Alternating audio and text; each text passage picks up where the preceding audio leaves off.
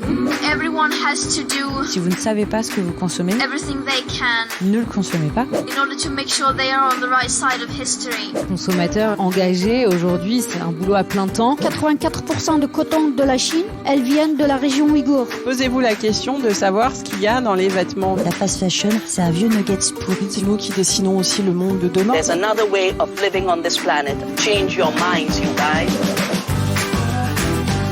Bienvenue dans Nouveau Modèle, le podcast sur la mode responsable et engagée. Cet épisode est le deuxième d'une trilogie imaginée en collaboration avec la Fédération française du prêt-à-porter féminin. Cette semaine, nous allons aborder la question de l'éco-conception. Et pour cette problématique, je suis très heureuse d'accueillir Valentine Gauthier. Bonjour Valentine. Bonjour. Tu es la créatrice de la marque éponyme, Valentine Gauthier. Nous accueillons également Philippe Schisser. Bonjour Philippe. Bonjour. Tu es le directeur d'EcoF Lab, un bureau d'études, de conseil et de formation en éco-conception. Et enfin, à mes côtés, comme pour le premier épisode, je suis ravie d'avoir Adeline Dargent de la Fédération française du prêt-à-porter féminin, qui sera la co-présentatrice de cet épisode. Bonjour Adeline. Bonjour Chloé, bonjour Valentine et Philippe. Ravie de vous accueillir pour ce deuxième épisode, tous les trois, donc qui effectivement est dédié à l'éco-conception. Ce podcast fait écho au guide que nous avons sorti en juillet dernier. Nous avions travaillé déjà avec Philippe et Valentine sur ce guide. J'en profite pour remercier le Défi qui nous a soutenus et qui nous soutient encore pour ces podcasts. Et nous allons très vite rentrer dans le vif du sujet pour vous laisser la parole à tous les deux. Et donc, je m'adresse à vous deux, Philippe et Valentine. Donc, on parle beaucoup d'éco-conception aujourd'hui et certaines marques la revendiquent. Mais quelle est sa définition et selon vous, qu'est-ce qu'un vêtement éco-conçu ? On va commencer par Valentine, peut-être. Je sais pas, vaste sujet. On va dire que au préambule de mon histoire, je l'ai vraiment réfléchi d'une manière simple. Donc, j'ai pas fait de business plan, j'ai pas réfléchi à mes marges.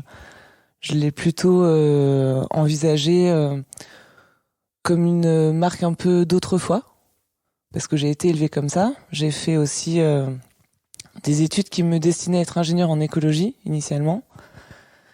Et je sais pas, c'était du bon sens, ça coulait de source en fait pour moi, le fait de travailler autour d'une passion qui est la mienne, sans endommager en tout cas la planète qui me plaît tant. J'ai 2 enfants maintenant, et c'est vrai que j'ai même hésité à un instant à avoir des enfants parce que j'avais un petit peu peur du monde dans lequel on était en train d'évoluer. Et je me suis dit que c'était hors de question de faire bénéficier en tout cas d'aimer et de présenter ma passion en endommageant un peu je sais pas, la nature, la planète, etc. Donc j'ai fait des études de mode à Paris et très vite je me suis rendu compte que dans les écoles de mode n'était pas du tout enseigné ce qui me semblait être une évidence déjà à l'époque. Moi j'ai fini mes études en 2004 à peu près, c'est-à-dire parler des matières durables, des matières biodégradables. Alors je sais pas, ça s'appelait pas durable à l'époque, on disait biodégradable, mais ne pas utiliser de matières issues de la pétrochimie et autres, et travailler plutôt avec de l'artisanat, autour de l'artisanat, et de manière aussi engagée en termes d'humains. Donc ça c'était aussi important. Enfin voilà.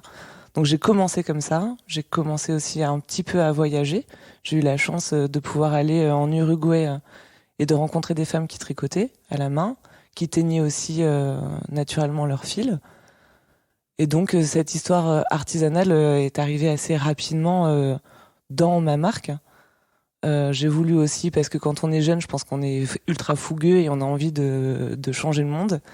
Et donc j'ai voulu aussi aller me confronter directement en Inde et voir un peu ce qui s'y passait et comprendre aussi les pollutions de l'eau, comprendre la souffrance humaine qu'on pouvait trouver dans des usines là-bas notamment. Et j'ai commencé en fait à vouloir monter un projet ultra, maintenant on dirait éthique, et de leur permettre surtout de revenir à une tradition ancestrale qui est la culture du coton biologique géniale, et surtout de pouvoir le teindre de manière naturelle, etc. Enfin voilà, toute cette histoire a commencé comme ça.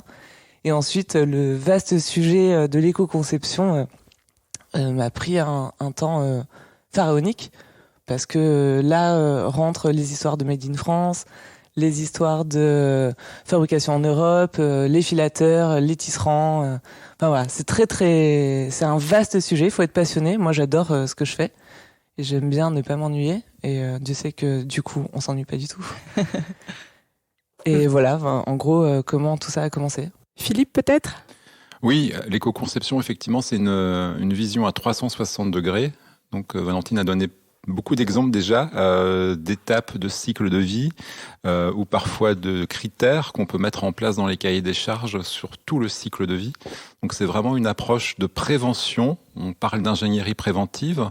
Et moi, je pense que c'est une approche qui doit être basée, évidemment, sur une pensée en cycle de vie. Voilà. Puisqu'on va beaucoup focaliser, après, je pense, sur méthodes et outils. Mais en première approche, c'est vraiment une pensée qu'il faut effectivement concevoir elle-même.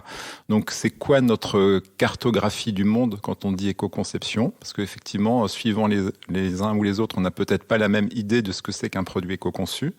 Donc, est-ce qu'on peut objectiver les critères ? Est-ce qu'on peut mesurer les critères ? Est-ce qu'on peut intégrer ça dans les cahiers des charges aujourd'hui de tous les fournisseurs et sous-traitants ?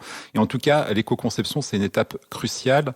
On a 80% des enjeux ou des impacts qui sont vraiment dans la phase de conception, en fait. Donc, si on n'a pas éco-conçu le produit, c'est pas le consommateur qui va pouvoir résoudre l'équation d'une mauvaise conception. On est bien dans une responsabilité élargie du producteur, du metteur sur le marché, avec l'intégration de la demande de toutes les parties prenantes, qui aujourd'hui demandent beaucoup de choses. Parfois, c'est contradictoire. On veut des matières naturelles, mais résistantes, qui s'élèvent facilement, qui sont sourcées, mais en même temps recyclées, recyclables. Donc tout ça est un peu contradictoire. Donc pour résumer, l'éco-conception, c'est une vision à 360 degrés et c'est obtenir le meilleur compromis possible. Alors Valentine, donc on l'a dit, ta marque a 12 ans, tu l'as construite autour de l'éco-conception. Alors tu nous as déjà un peu dit comment tu t'y étais prise, mais peut-être par quoi as-tu commencé ? Par la création. J'ai commencé par la création parce que justement, je trouve que c'est important de ne plus dissocier cette histoire de faire de la mode. C'est devenu un peu un gros mot, je trouve, la mode. Je suis désolée de dire ça. Mais ce mot, c'est ultra galvaudé. Pour moi, la mode me faisait rêver quand j'étais enfant. Et maintenant, la mode, c'est devenu, hélas, beaucoup de fast fashion. Et je trouve que c'est quand même pas mal, ça serait pas mal de revenir de redorer un peu ce joli mot. Et donc moi, maintenant, je parle de vestiaire, parce que finalement, c'est ça que je fais, fondamentalement. Et un vestiaire, ça évolue dans le temps. Et il n'y a plus la notion de mode interchangeable, en tout cas. Donc ça part vraiment de la création, et je trouve que c'est important de se dire que on peut tout à fait avoir une marque à la fois créative, mais aussi durable dans le temps et dans le temps visuel aussi. C'est-à-dire intemporel, mais intemporel, ça ne veut pas forcément dire noir, blanc, gris. Ça peut vouloir dire original aussi.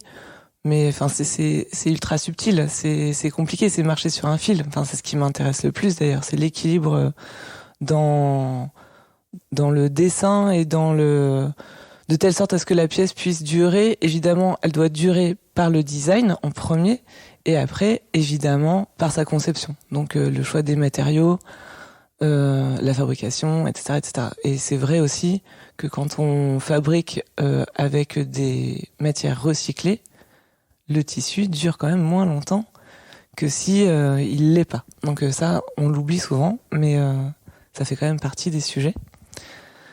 Donc ta question, Adeline, c'était par quoi j'ai commencé, c'est ça ? Mais en fait, j'ai tout pris. J'ai une tête faite un peu à l'envers. Et donc je prends à peu près, j'essaye, je crois que je balaye assez facilement tout ce qui doit être pris en compte de telle sorte à ce que on puisse élaborer un produit, on va dire, le plus juste possible. Alors évidemment, l'expérience après 12 ans n'est pas la même que quand j'ai commencé. Donc bien entendu, mon produit maintenant est parfois plus pur et parfois moins, parce que forcément, quand je fais tricoter à la main en Uruguay une fibre ultra naturelle, le produit est magnifique. En revanche, le transport est pas génial. Bon, on a un sujet. Voilà, donc c'est un peu ce que disait Philippe tout à l'heure, c'est essayer d'arriver à avoir le moins d'impact possible en sachant qu'on n'arrivera pas à être parfait. Voilà. Donc je pense tout est pensé comme ça. Je sais pas quoi te dire de plus. Non, mais c'est intéressant. En fait, c'est vraiment, il faut prendre du recul, quoi. Essayer d'avoir une vision globale des produits qu'on est en train de fabriquer. Mais si on devait peut-être donner quelques étapes clés ou comment ça se passe concrètement quand on est une marque, qu'on s'est lancé ou qu'on est en train de se lancer et qu'on doit avoir ce recul nécessaire et cette vision à 360 pour éco-concevoir. Peut-être Philippe, tu peux nous donner ces clés-là.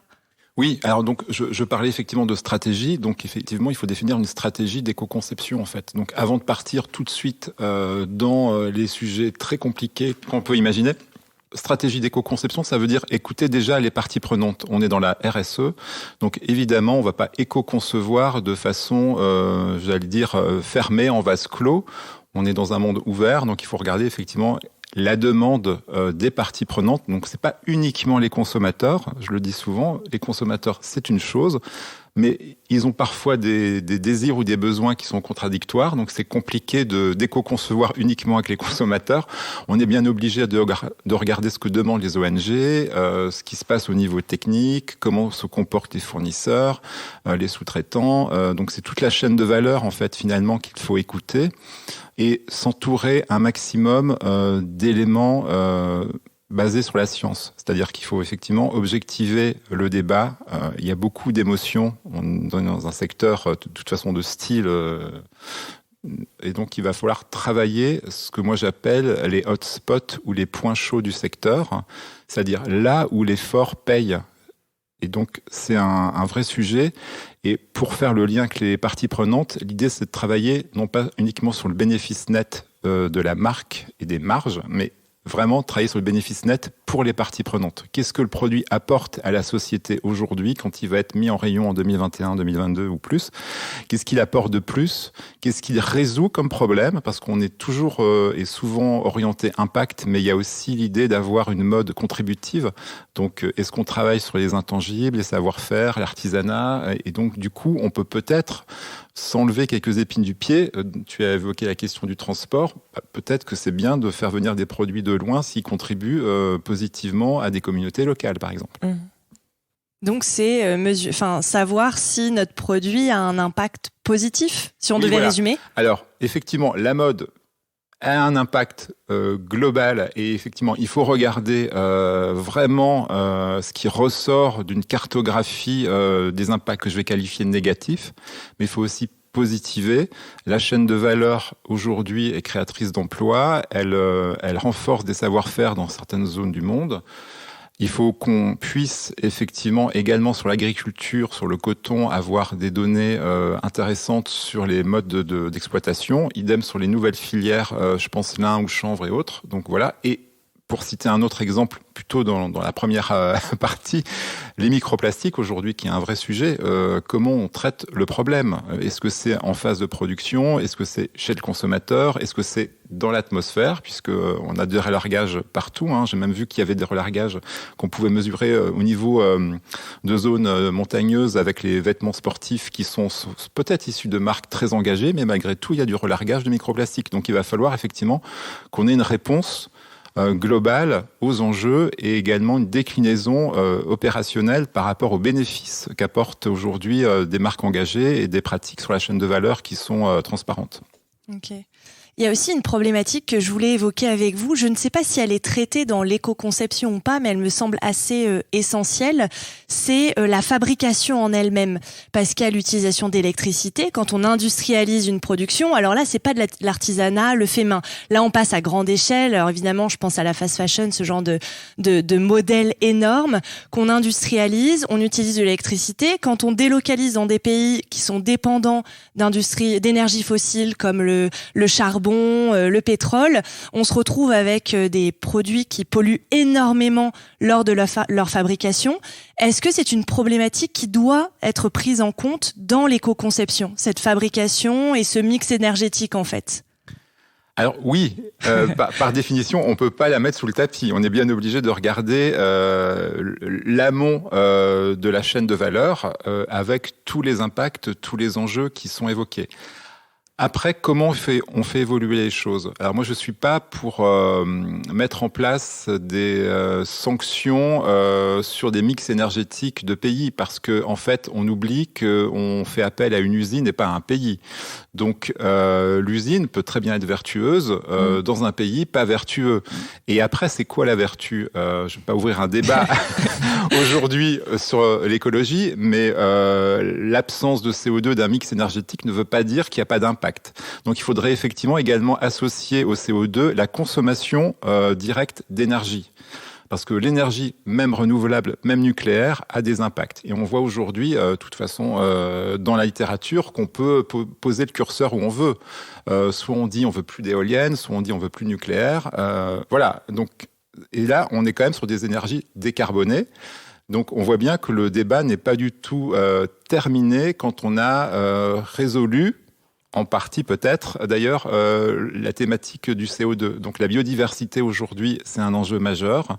Elle est source de résilience par rapport à des phénomènes climatiques assez importants. Donc on ne peut pas uniquement regarder que le CO2 et ne pas tenir compte de cette fameuse vision à 360 degrés, parce qu'elle est également valable pour l'environnement. L'environnement, ce n'est pas une démarche monocritère. Et quand on remonte aux objectifs de développement durable des Nations Unies, on a 17 objectifs à atteindre pour 2030. Et oui, d'accord, il y a le changement climatique, c'est un sujet, il est sur la table, il est traité, mais on a souvent parfois oublié d'autres enjeux. Comme le social. Comme le social, la biodiversité aussi, qui n'est pas aujourd'hui vraiment mise en valeur de façon aussi forte que le changement climatique. Alors, je sais pas si Valentine, toi, tu veux réagir à cette question-là ou pas. Toi, c'est vrai que t'es peut-être pas concernée avec ta marque parce que c'est plutôt de l'artisanat, du fait main. Alors, forcément, cette industrialisation à grande échelle te concerne pas forcément, mais peut-être sur cette partie de, je sais pas si c'est quelque chose que tu prends en compte sur l'origine, enfin, dans quelle usine, quelle énergie elle utilise, sur la fabrication de tes vêtements. Oui, bien sûr, mais aussi sur la fabrication des tissus. Parce qu'on ne peut pas regarder... il faut le regarder encore une fois à 360. Ouais, donc, on audite à peu près tout le monde. Donc nous, on est une toute petite équipe. On a la chance quand même de rencontrer pas mal de fournisseurs aussi sur les salons. Donc ça nous permet d'avoir une relation assez directe avec eux. Et bien entendu, on les choisit vraiment drastiquement. Donc on regarde pas déjà les tissus comme un créatif standard. C'est-à-dire que d'abord on regarde la composition, voilà. Ça sert à rien de se tenter devant une confiserie. Après, on essaye de pas trop se faire avoir, et pour pas se faire avoir, on rencontre vraiment les fabricants et on leur demande tout le détail de leur entreprise. Moi, je trouve qu'on est suffisamment avertis maintenant parce qu'on a fait aussi un guide sur notre site. De telle sorte, alors c'est un guide plutôt éducatif pour les équipes chez moi, parce que ça les oblige en fait à connaître tout ça et ça leur permet de pas se faire avoir, parce que je peux pas être là non plus derrière chacun des gestes. Donc on a commencé comme ça, et ça permet aussi aux clientes d'avoir, si elles ont envie d'en savoir un petit peu plus sur les matières qu'on utilise. D'avoir une explication qu'on a essayé de rendre simple, mais pas forcément ludique. Enfin voilà, il y a pas de marketing là-dedans, donc c'est ni drôle ni. Du coup voilà, c'est pensé de cette manière-là, et bien entendu après on va voir chacun des fabricants et on travaille que avec très peu de gens. Donc forcément quand on réduit les champs, c'est beaucoup plus simple. Déjà ils ont plus confiance en nous on a totalement confiance en eux. On peut se déplacer facilement pour aller rencontrer, voir, regarder les archives. Puis c'est souvent des gens ultra passionnés. Moi, je travaille que avec des gens passionnés. Et je sais qui est derrière à chaque fois. Donc ça vaut de la personne qui fabrique mon vêtement, mais ça vaut aussi pour les fondateurs des entreprises qui tissent. Et c'est souvent des jolies histoires. Il y en a pas mal en France. J'en ai une en Espagne et 2 en Italie. Voilà. Donc je me sens concernée et pas concernée. C'est un peu, j'ai construit quelque chose de très simple finalement. Non, mais c'est hyper intéressant, puis d'avoir le concret et de voir comment ça se passe sur le terrain, parce que parfois entre la théorie, la méthodologie et puis ce qui se passe en vrai avec les équipes et tout, il peut y avoir des différences. Donc l'éco-conception, c'est prendre un peu chaque étape. D'ailleurs, c'est peut-être une question, mais est-ce que c'est prendre chaque étape une par une quand on décide de remettre tout à plat, qu'on existe déjà et qu'on doit repartir un peu à zéro en se disant bon, il faut que j'ai l'éco-conception, que mes produits soient éco-conçus. Est-ce qu'on prend chaque étape les unes après les autres et on se dit bon, alors à la conception je dois faire ça, ensuite sur le cycle de vie, puis après le recyclage du vêtement, comment ça se passe? Est-ce que c'est comme ça qu'on fait, ou est-ce qu'on prend tout d'un coup comme Valentine l'a fait, où on essaie d'avoir de tout traiter d'un seul coup? Comment ça se passe?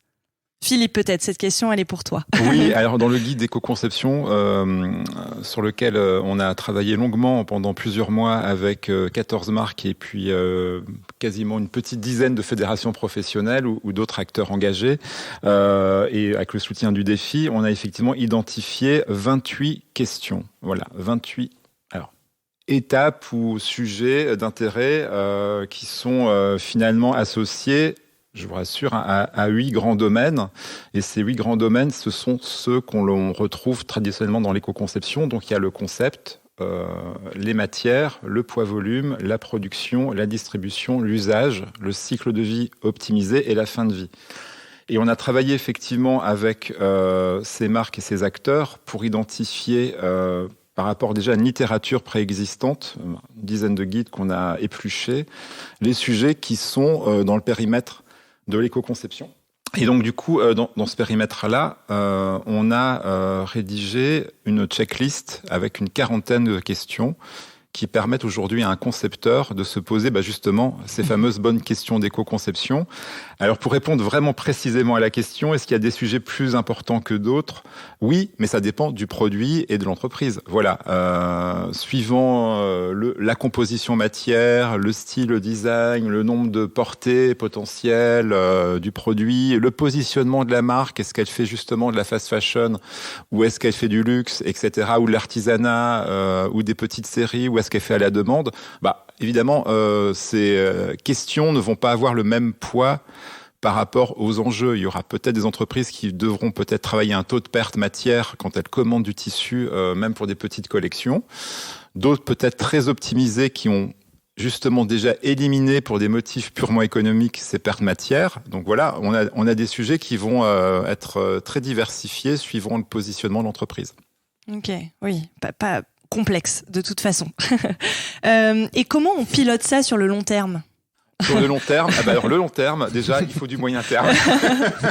Le court terme, tout le monde voit ce que c'est. Alors, le long terme, personne ne veut vraiment traiter le problème. Donc, moi, je propose du moyen terme. Moyen terme. Le moyen terme, c'est 5 ans. On modifie pas l'ADN d'une marque pour faire de l'éco-conception en 5 mois. Et on va pas se projeter sur 50 ans, à part si on est une marque qui a déjà 50 ans d'histoire, ou 150 pour certaines, on peut.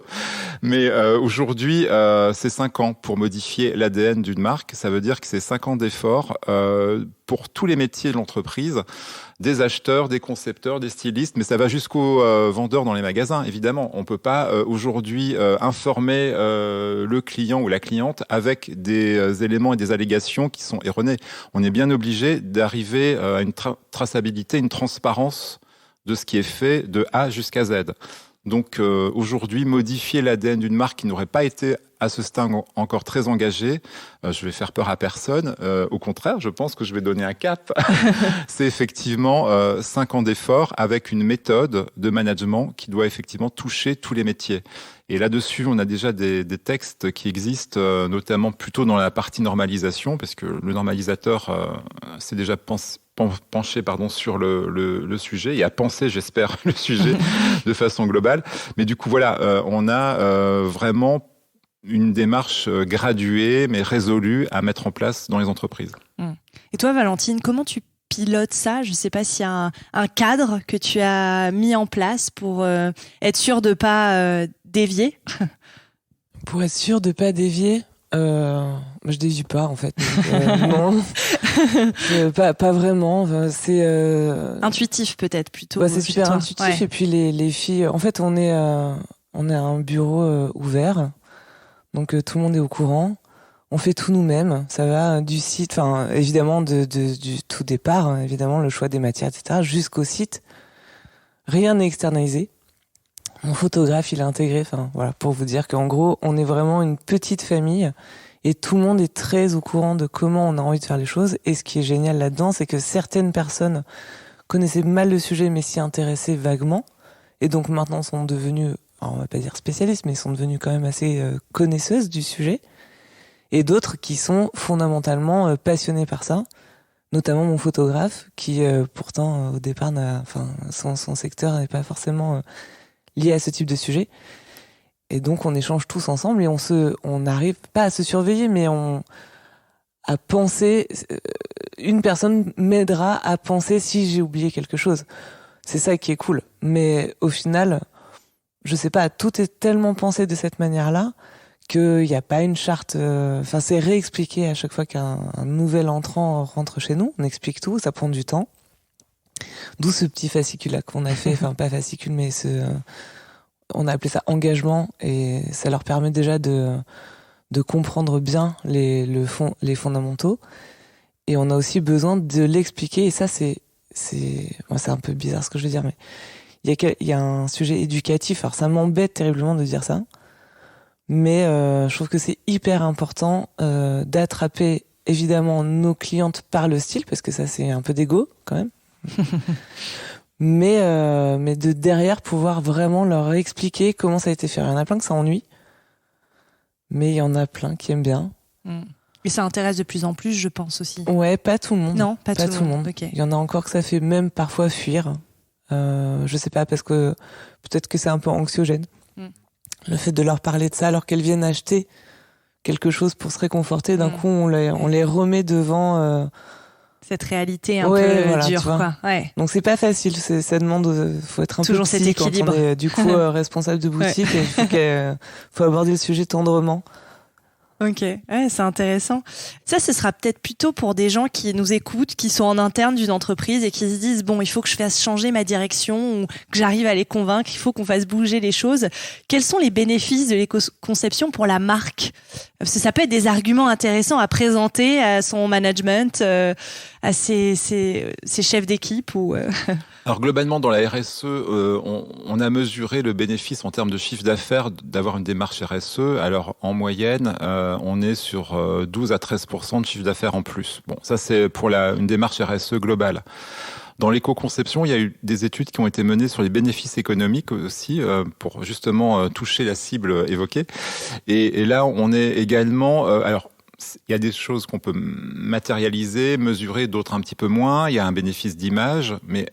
Je pense que Valentine l'a souligné, ça peut être à double tranchant, c'est-à-dire qu'il faut vraiment, si on mène une démarche, vraiment la revendiquer et avoir toutes les garanties que la démarche est sérieuse, parce que on a aussi des marques qui ne communiquent pas sur l'éco-conception de peur d'être associées à ce qu'on appelle le greenwashing en fait. Parce qu'aujourd'hui, c'est quand même très compliqué, malgré tout, de distinguer ce qui est greenwashing de ce qui ne l'est pas. Parce que même quand on voit des allégations qui sont mal écrites sur des étiquettes, moi je vois par exemple sur les étiquettes émissions réduites, ça veut a priori rien dire du tout pour moi. Pour moi non plus. Non, voilà, on est d'accord, ça veut rien dire pour personne, mais en tout cas c'est sur les étiquettes. Je dis que le produit me dit qu'il est durable, que le t-shirt m'explique qu'il va être vivant plus d'une saison, enfin voilà, qu'il est tout bien conçu, etc. Enfin on voit ça maintenant sur quelques produits, c'est assez étonnant. J'ai fait un petit inventaire là assez intéressant. Je me dis bon ok, d'accord, c'est ce qu'on me raconte. Est-ce que j'y crois ? Est-ce que j'y crois pas ? Est-ce que j'ai besoin de plus d'informations ? Est-ce que je fais confiance du coup à qui ? À l'étiquette, à la marque, au produit, au styliste. C'est compliqué en fait du coup de se raccrocher à quelque chose de tangible dans cette démarche d'éco-conception aujourd'hui. Donc il y a vraiment aujourd'hui des bénéfices en termes d'image, mais il faut les assurer derrière par tous les systèmes qualité, audit, traçabilité qu'on a évoqués précédemment. Et après, oui, on peut faire aussi des gains de matières premières, mais en général, on est quand même plutôt sur un style quand même plus travaillé, des matières plus durables. Donc, c'est clair qu'il y a une petite incompatibilité avec l'idée de faire vraiment du low cost. Ouais. Et il y a aussi l'idée d'éduquer le consommateur, de lui dire, au lieu d'acheter 3 t-shirts pour la même durée, un seul peut suffire. Donc, il y a cette idée-là aussi d'éduquer le consommateur, ce qui n'est pas simple, parce qu'on a été éduqués nous-mêmes à acheter, finalement. On est, je ne vais pas dire tous touchés par la fièvre acheteuse, mais il y a un petit peu de ça. Et on sait que, voilà, c'est un moment de détente, de faire les magasins. C'est un moment où on découvre du style, et découvrir du style, la créativité, c'est bien pour le cerveau aussi, ça fait plaisir. Et après, on passe à la caisse, si je puis dire. Du coup, on a acheté un produit. Alors peut-être qu'il est durable, mais finalement, si on l'avait pas acheté, peut-être qu'on aurait fait un meilleur geste pour la planète. Mais en même temps, oui, mais non, on finance quand même des savoir-faire, du style, de la création, des entreprises, c'est des emplois. Nos emplois sont nos emplois. Faut se souvenir de ce slogan. Voilà. Donc du coup, il y a beaucoup d'ambiguïté aujourd'hui, mais pour une entreprise, l'éco-conception, ça reste un peu l'alpha et l'oméga maintenant d'une démarche, si on veut être dans l'industrie de l'habillement et de la mode. Bien ça serait sûr. quand même compliqué d'arriver avec une démarche de pollu-conception. C'est vrai. Et d'ailleurs, peut-être une question que j'ai oubliée sur les matières premières, parce que ça, c'est un gros sujet. Ça a une place assez essentielle. Ou en tout cas, c'est peut-être aussi ce que les gens comprennent le mieux quand on va leur parler de matières recyclées, de labels. Enfin, disons que c'est plus parlant quand on est consommatrice ou consommateur. Qu'est-ce qu'on peut dire de la place des matières dans l'éco-conception ? Alors sur les étiquettes, elle est fondamentale. Quand on regarde les mentions sur les produits aujourd'hui, c'est la teneur en recyclé et c'est le coton bio qui sont les deux mentions phares dans les allégations sur les étiquettes aujourd'hui en fait. Donc c'est vraiment ce qui ressort. Le produit synthétique, il est en recyclé. Le produit coton, il est en coton bio. Ouais, je résume un peu ce qu'on voit aujourd'hui. C'est vrai. Ouais. Donc du coup, j'allais dire que nos deux grandes filières ont trouvé leur Graal en termes d'allégations, d'arguments.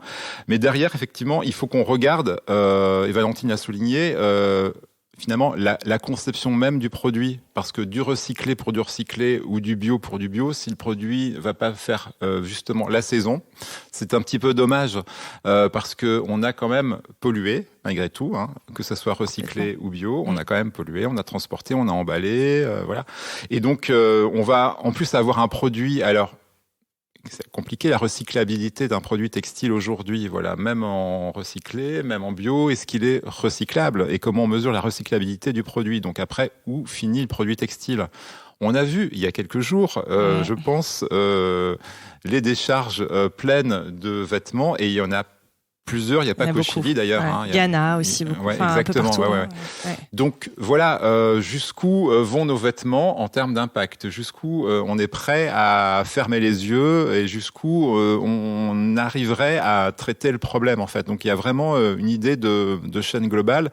Même ces produits bio et recyclés, s'ils finissent dans une décharge, il y aura des couleurs sur la fibre, ça va relarguer aussi, etc., etc. Donc voilà, donc c'est pas simple, mais en tout cas, ce sont ces deux éléments-là qu'on trouve en numéro 1. Donc oui, effectivement, la fibre, elle claim, si je puis dire, ses vertus aux consommateurs sur l'étiquette. Elle dit je suis éco, voilà. Il y a des produits qui disent je suis durable.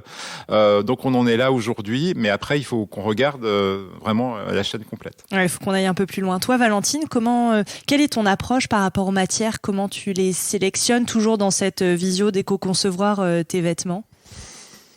Tu sais, nous, on fait un vestiaire complet. Donc, ça suppose quand même pas mal de matières différentes. Déjà, on essaye on n'y arrive pas toujours, mais on essaye d'être 100% quelque chose. Si on évite les mélanges, Philippe, tu me contredis si jamais, mais... Ah non, mais c'est tout à fait ça, oui. Voilà, si on évite les mélanges, on gagne déjà en termes de recyclabilité, c'est ça que tu dis? Ok. C'est ça. Et ce sujet-là vaut à peu près pour tout ce qu'on fait. Donc ça va du t-shirt à la chemise, la soie, c'est aussi un sujet, la teinture de la soie, est-ce que ça décolore un peu au soleil? Oui, mais c'est naturel. Donc il faut arriver à, voilà, on fait des petits pas de côté parfois, mais enfin l'idée c'est, encore une fois, c'est de l'éducation, c'est recomprendre ce qu'est le vêtement. Et puis un vêtement, ça peut se reteindre. Nous, on récupère parfois les vêtements pour les reteindre. Et on les rend à nos clientes, on répare. Voilà, on est là pour faire ce service-là parce que je l'ai conçu comme ça, comme une petite maison de couture à l'ancienne. Alors, on n'a rien innové. Enfin, pour moi, il n'y a pas d'innovation là-dedans. C'est juste revoir notre passé et le réadapter un peu au goût du jour. Ok, non mais c'est hyper intéressant. Mais donc en gros, il y a aussi toujours des compromis un peu à faire aussi quand je vous écoute tous les deux. Enfin, de toute façon, ça, la perfection n'existe pas, mais il y a toujours un peu de compromis à aller chercher, quoi. Tu sais, je pense que le plus gros compromis en tant que chef d'entreprise, là, je parlais plus en tant que créatrice, c'est les marges. Voilà, je pense que c'est le sujet principal. Voilà, moi, je suis pas riche, mais j'essaye de faire tourner une équipe et une industrie. Voilà, c'est vraiment nos marges sur lesquelles on va pouvoir jouer de telle sorte à ce que ce soit le produit qui est la valeur et certainement pas le marketing, la publicité, enfin tout ça, tout ce qui peut coûter très cher en fait. C'est pour ça qu'on a aussi une seule boutique et que c'est pensé voilà de cette manière-là. Et on essaye de redistribuer. Donc, enfin chez moi, tout le monde est à peu près au même salaire. Enfin tout le monde est au courant d'ailleurs des salaires des uns et des autres.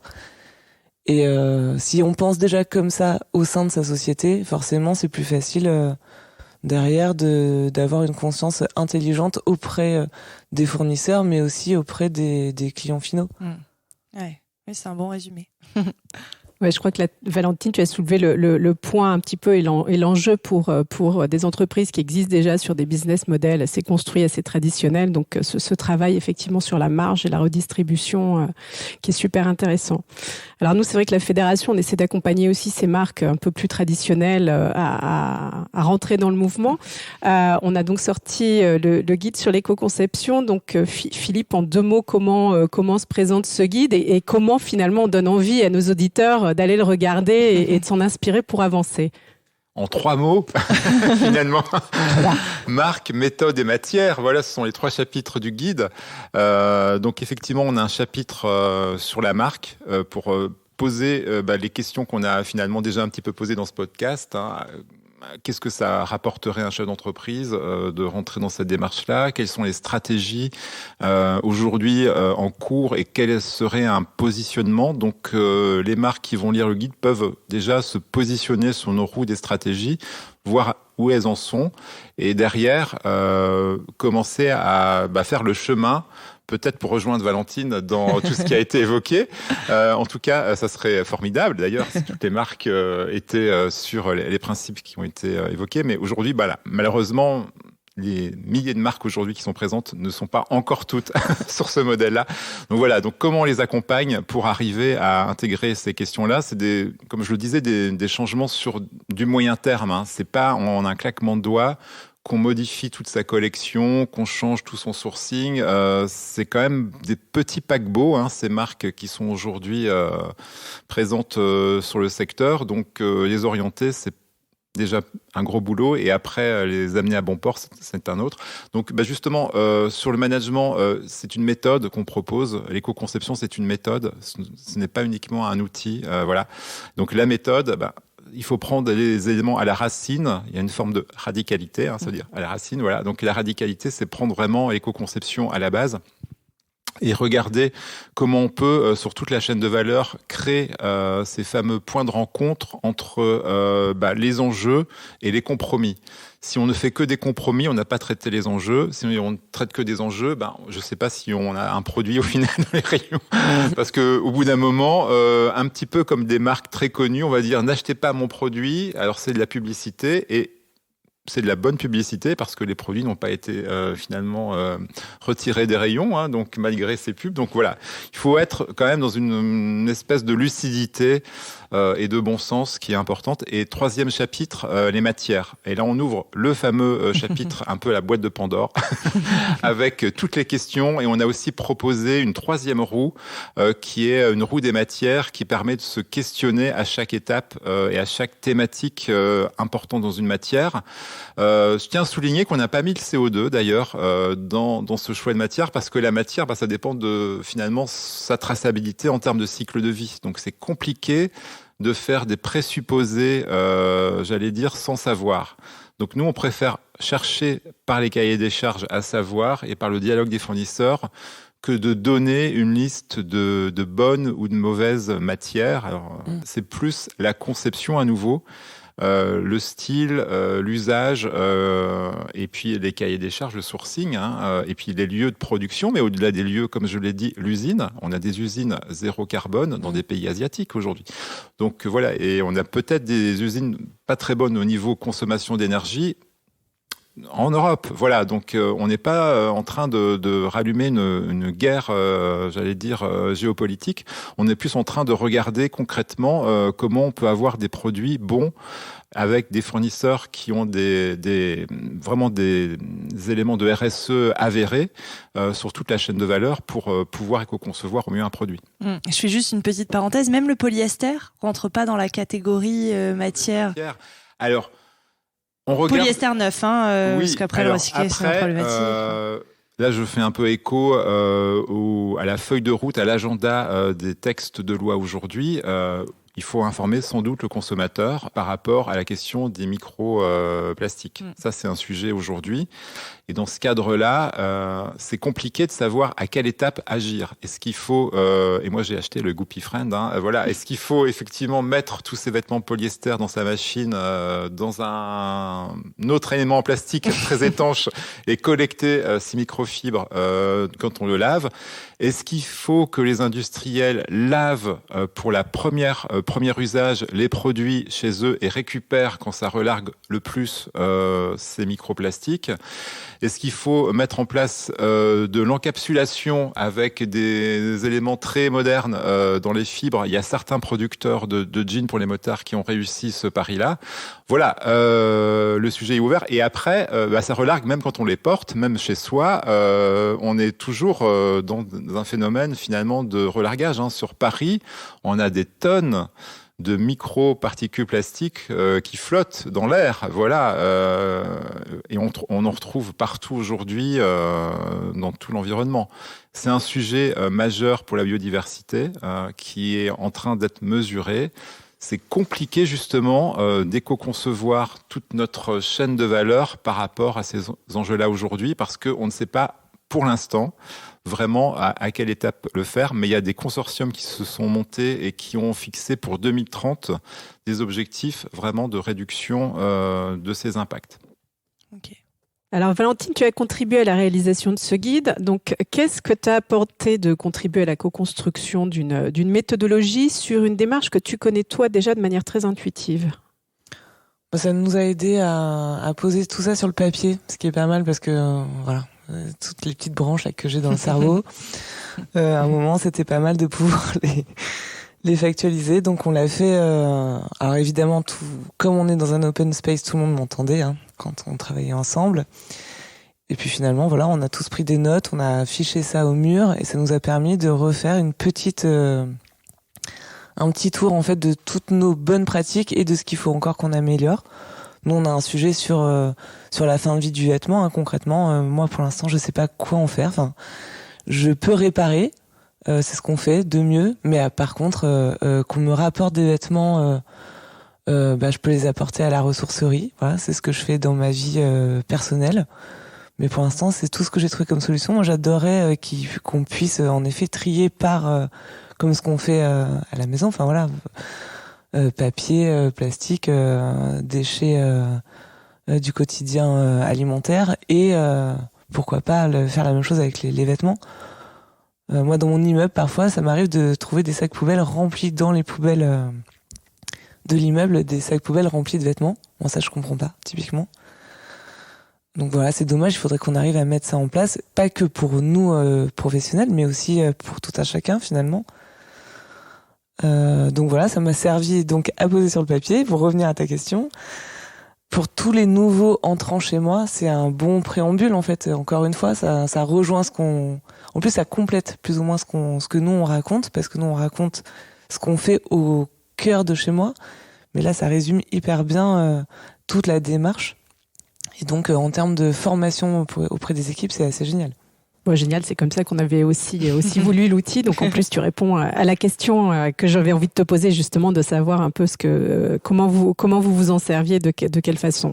Donc tu veux approfondir un petit peu ou Déjà, c'est un peu du cas par cas. Donc chaque personne chez moi a un poste défini totalement différent de sa voisine, hein, parce que comme encore une fois on est petit, c'est un par pôle.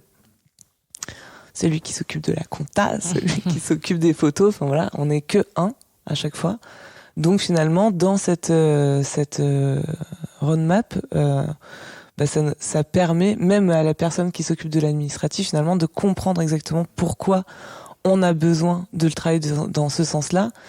Et c'est cette personne-là qui va aussi récupérer parfois des paiements auprès de nos clients wholesale, parce que donc le wholesale, on vend aussi auprès de clients multimarques qu'on a sélectionnés parce que c'est des personnes qui sont, alors pas forcément engagées écologiquement parlant, mais engagées dans une démarche aussi de soutien des petits commerces de proximité dans une ville. En fait, moi je trouve que c'est hyper important aussi ça, et de pas passer que par Internet. Enfin, je vois pas bien l'intérêt. Il y a des gens passionnés qui font ça très bien, et donc j'ai envie de soutenir ça, même si c'est un domaine qui est en train de mourir un peu. Le multimarque en France. Non, elle dit non. Nadine dit non. Mais non, le wholesale n'est pas mort. Non. Bon, tant mieux. Tant mieux parce qu'on les aime. Et du coup, ça nous permet aussi de leur expliquer notre démarche, que eux sachent aussi communiquer toutes nos valeurs et comprendre que quand nous, on paye immédiatement notre fournisseur, il faut que eux aussi fassent un petit effort dans les paiements. Et donc, pour ça, j'ai besoin que la personne qui est en charge des paiements comprenne tout notre système de valeurs. Voilà, c'est tout. Donc, c'est bien pour ça que tout le monde doit être au courant, du graphiste voilà, tout le monde. De toutes ces problématiques-là. Et là, on a parlé marque, on a parlé équipe, on a peu parlé des fournisseurs, on les a un peu évoqués, on a dit à quel point c'était important aussi que toute la chaîne de fabrication dans l'industrie textile s'implique, mais comment on les implique justement dans l'éco-conception ? Alors, on a quand même aujourd'hui à peu près une 50aine de référentiels qui sont sérieux. Alors, 50 référentiels sérieux, ça fait beaucoup de cahiers des charges à écrire, potentiellement beaucoup d'éléments qui sont demandés aux fournisseurs. Et on arrive sur des niveaux d'évaluation qui vont assez loin. Et c'est bien parce que on peut pas rester uniquement au niveau des slogans, des incantations ou des allégations. On est bien obligé d'aller dans le dur. Et dans le dur, voilà, c'est justement les fournisseurs, c'est justement les cahiers des charges. Et ça passe entre autres par des audits aujourd'hui. On peut pas rester à l'échelle uniquement de l'évaluation et mettre une note sans être sur le terrain, c'est pas possible. Les grands de la normalisation l'ont dit. Aujourd'hui, noter une chaîne de valeur sans avoir mis les pieds sur la chaîne de valeur, dans la chaîne de valeur, c'est un peu quand même compliqué. Donc voilà, donc ça veut dire effectivement du cahier des charges, des référentiels et des visites au niveau des acteurs. C'est un peu ce que tu décris dans la connaissance, et c'est vrai que les petites marques, entre guillemets, elles ont des grands atouts, c'est qu'elles connaissent très bien leurs fournisseurs. Voilà. Et il faudrait que les grandes marques aient les mêmes grands atouts. Surtout qu'en plus, elles ont encore plus de poids face aux fournisseurs, parce qu'elles font des volumes plus importants. Ah, les gros, oui, ils ont beaucoup de poids. Oui, ça, on confirme. Alors la question suivante, elle va être pour Philippe. C'est un sujet qui nous occupe beaucoup aussi en ce moment. Donc, c'est en quoi finalement cette démarche d'éco-conception sera-t-elle utile pour mieux appréhender la réglementation à venir en matière d'information du consommateur ? Alors, effectivement, si on empile à chaque fois, tous les 6 mois, des nouveaux textes, des nouvelles obligations et qu'on ne tient pas compte de ce qu'on a demandé 6 mois avant, c'est un petit peu gênant pour les entreprises. Ça, je le conçois aisément, et il faut donc répondre avec un élément de synthèse. Donc il faut à un moment cesser cet empilement d'obligations et digérer ce qui est déjà sur la table, et le faire de façon concertée avec les parties prenantes. Donc voilà, donc se mettre d'accord, c'est jamais simple parce qu'il y a des intérêts divergents. Mais aujourd'hui, par rapport aux enjeux qui sont sur la table, ça serait quand même bien que pouvoir public, ONG, industriels, consommateurs avancent ensemble par rapport à une feuille de route. Donc je parlais des 5 ans, j'y reviens. On a eu déjà des feuilles de route dans le luxe. On nous a dit 2030 sur le Fashion Pact. Moi, je pense qu'il faut qu'on ait une feuille de route 2025 qui soit claire, avec des objectifs à atteindre et qu'on entraîne le secteur, non pas avec des effets d'annonce ou avec des propositions de start-up, mais qu'on entraîne le secteur avec une démarche graduée pour finalement avoir le bénéfice environnemental et social que l'on attend tous. Parce que là, on est ballotté en ce moment, par rapport à des effets d'annonce. Et je pense que si on objectivait une feuille de route collective avec finalement ce qu'on attend, sans doute un affichage qui soit pertinent sur la qualité écologique et sociale des produits. Voilà, ça c'est une feuille de route qui pourrait être intéressante, mais il faut la co-construire. Valentine, tu veux réagir ? En fait, nous, on l'a pas attendu, ça, parce qu'on l'attend depuis trop longtemps. Donc on a décidé. Alors j'aime bien dire on, mais bon là c'est moi. J'ai décidé de mettre sur chacun des vêtements. Alors c'est un peu embêtant parce que forcément ça fait du papier qu'on rajoute sur le vêtement, ce qui m'ennuie. Surtout que la plupart des gens ne lisent pas. Bon. Mais j'ai mis des petits textes en fait sur chacun des produits pour expliquer. Au-delà de comment il a été fait, comment il est fait, avec quel label, etc. Et si l'entreprise qui a façonné et labellisé aussi, on l'écrit, à un moment, on peut pas mettre des tartines et des tartines, mais on l'a mis sur nos vêtements, parce qu'en fait, je trouve ça ultra injuste que ça n'existe pas depuis si longtemps. Parce que nous, on se bat justement dans ce sens-là, et finalement, même sur Internet, ça on a déjà parlé un petit peu avec Adeline, sur Internet, on n'est pas obligé, à moins que ça ait changé depuis, mais il me semble qu'on n'est pas obligé ni de mettre le pays de fabrication si on n'a pas envie de le mettre, ni encore moins en quoi c'est fait. Maintenant aussi la composition, mais moi j'ai déjà vu du fait en soi. Et bon, on cherche bien et en fait la composition c'est 55% polyester, 45% soie. Bon. Donc voilà, on arrive encore un peu trop à tricher et c'est un peu dommage. Parce que nous on fait beaucoup d'efforts, mais j'aimerais bien que justement nos clients ne se fassent pas avoir, et ça permettrait à tout le monde d'aller dans le bon sens. Ouais, je suis assez d'accord. Alors justement, donc quelles recommandations vous feriez aux marques qui veulent aujourd'hui s'engager sur la voie de l'éco-conception, qu'elles soient le plus nombreuses possible à gagner. Oui, déjà, et que la démarche, finalement, elle le prenne comme une démarche de progrès, mais qui est graduée, en fait, parce que les marques réfléchissent pour l'instant peut-être plutôt dans un premier temps en termes de collection. D'ailleurs, Valentine parlait de vestiaire, c'est intéressant, et peut-être pas assez ou moins en termes de produits. Voilà. Et alors, je pense qu'il y a une conjugaison à avoir entre la collection et le produit. C'est-à-dire que, si je prends un exemple connu, mais je ne citerai pas la marque, qui est souvent attaquée parce qu'elle a une petite collection capsule très éco, dans un flot, un océan de produits moins éco. Bon, moi j'aimerais que ces collections capsules ou ces petites initiatives deviennent finalement un peu la moyenne du marché. Voilà, c'est ça l'idée. Donc que l'éco-conception devienne, alors je ne sais pas si c'est le new normal, mais qu'elle devienne un peu la référence. Et que le reste qui ne soit pas éco-conçu, ça devienne un peu ce qu'on avait avant en termes de part de marché pour l'éco-conception, parce qu'avant on était entre 2 et 5%. Bon, bah là, voilà, il faut qu'on progresse. Donc, on inverse. Il faut qu'on inverse. Voilà. Donc l'éco-conception, ça devrait être un produit de base.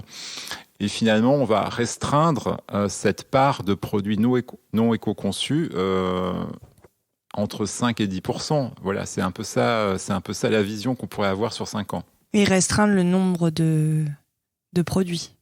Ah oui. De façon claire. Alors, voilà. Alors ça, c'est un gros sujet, effectivement. Pardon, mais il fallait que... Ah oui. Alors, moi, mon entreprise s'appelle EcoF Lab, et EcoF, ça vient d'éco-efficience. Et effectivement, quand on regarde la définition, il y a 2 sujets. Soit c'est au niveau du produit, et on ne regarde pas tout le reste, parce que le produit est éco-conçu, mais effectivement, le reste, finalement, ne l'est pas vraiment. Le système ne l'est pas. Soit on définit l'éco-efficience au niveau de la fonction. Et si la fonction s'habiller, effectivement, est réduite petit à petit en termes d'impact et d'empreinte, c'est que, du coup, on va travailler sur la fonction globale du besoin de de se vêtir, qui est quand même un besoin essentiel. Voilà. Bien obligé de se vêtir pour sortir de chez soi. Voilà, et même à l'intérieur. Voilà. Donc du coup, on est sur quelque chose qui doit être pris globalement. C'est compliqué de faire de l'éco-conception le porte-drapeau d'un changement de modèle économique et de système économique, hein, quand même. Voilà, on a effectivement un terrain de jeu, si je puis dire, qui s'arrête normalement à la table du styliste ou à la table des directions achats dans les cahiers des charges. Voilà. Donc on ne peut pas aujourd'hui aller plus loin que le sujet. Mais globalement, oui, on pourrait se dire que cette empreinte globale du secteur doit être réduite. Mais moi, je pense qu'il faut aussi maximiser les bénéfices du secteur sur tous les autres sujets, sur le social et sur l'environnemental. On parlait des fibres synthétiques. Il y a aujourd'hui des entreprises qui récupèrent ces fameux plastiques qui sont dans ces vortex océaniques sur la planète pour en refaire de la fibre. Donc, c'est sans doute une goutte d'eau, si je puis dire, dans l'océan. Mais voilà, on a aussi des bénéfices derrière qu'on peut mettre en place sur la chaîne de valeur. Bon, il y a aussi des usines de bouteilles en plastique qui sont montées juste à côté de l'usine qui fabrique le polyester recyclé. Oui, et moi je viens du monde de l'agroalimentaire. Quand on vend de l'eau en bouteille, on pense d'abord à l'emballage plastique. Mais oui. Ouais. Bon, mais ça c'est pas grave. Ça c'est pas grave, on va surmonter ça. Non mais c'est important qu'on le sache quand même. On peut pas tout savoir, mais il y a des petites histoires comme ça qui sont un peu tristes, je trouve. Bon, mais il faut garder la pêche. En tout cas, par rapport à ce que tu disais justement sur la conception et le design, moi j'ai toujours considéré que en fait la contrainte permet d'être plus créatif. C'est aussi pour ça, j'en reviens à mon choix de tissu là, c'est aussi pour ça qu'on va pas s'aventurer à tomber amoureux fou d'une matière, mais plutôt d'abord regarder sa composition et ensuite à nous de la sublimer, à nous de la rendre intéressante. C'est pas simple du tout. Je pense qu'on a quand même pas mal de fabricants textiles avec qui on travaille qu'on désespère, hein, concrètement. Mais on a certaines bases qui reviennent régulièrement et c'est à nous, en tant que créatifs, de les sublimer. C'est ça notre travail. Et c'est ce qu'il faudrait certainement enseigner un peu plus dans les écoles de mode. Donc appel à toutes les écoles de mode, si on pouvait se sentir un peu plus concerné par ça, je pense que ce serait bien. Il y a déjà un grand pas de fait, je pense, versus mon époque de vieille de 40 ans. Et donc, pour répondre de mon côté à la question, finalement, je vais un peu résumer la même chose que ce que j'ai dit tout à l'heure. C'est à une jeune marque convaincue de persévérer et de s'entourer de personnes bienveillantes avec les mêmes convictions, parce que c'est un chemin de croix. Donc c'est bien d'être bien entouré et d'avoir des bons partenaires qui y croient aussi de la même manière. Ça sert à rien d'essayer de convaincre. Si quelqu'un qui est pas convaincu mentira plus qu'autre chose finalement. Et à tous les autres d'être le plus honnête possible, ce qui est pas forcément simple. D'être volontaire et que le profit n'est pas forcément le but ultime. Ce sera ma conclusion. Qui est une très belle conclusion. Donc merci beaucoup Valentine, Philippe et Adeline d'avoir participé à cet épisode. Et merci à Thomas Langlin, notre ingénieur du son. Si vous aimez l'émission, dites-le nous avec des mots doux et des étoiles sur vos applications préférées et parlez-en autour de vous. C'est ce qui nous aide le plus à faire connaître le podcast. Pour ne louper aucun épisode, rejoignez-nous sur les réseaux sociaux @nouveaumodèle.podcast. Je vous dis à très bientôt pour découvrir un nouvel épisode en partenariat avec la Fédération française du prêt-à-porter féminin.